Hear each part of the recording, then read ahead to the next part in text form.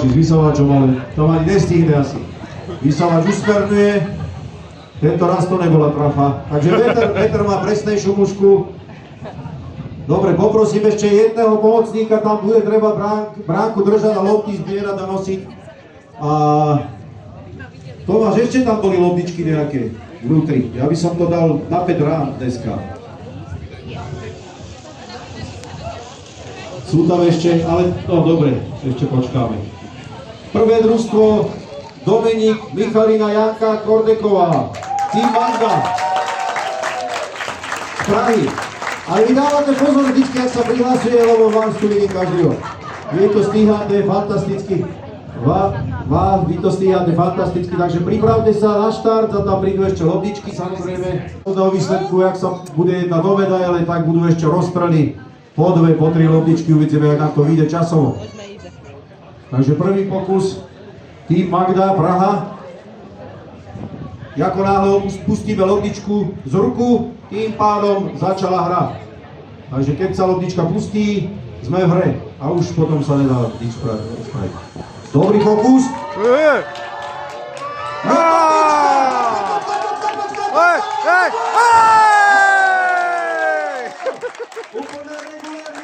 Úplne regulérny gól to bol toto, ale prenádherný, fantastický prvý pokus.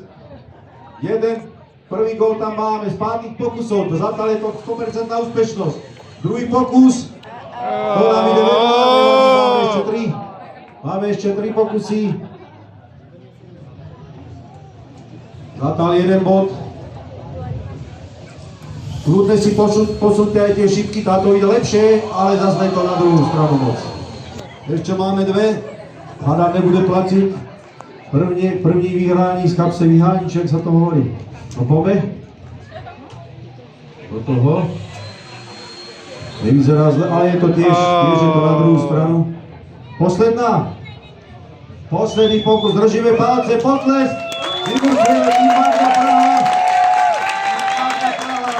Táto nevyzerá zle, počkáme na veter.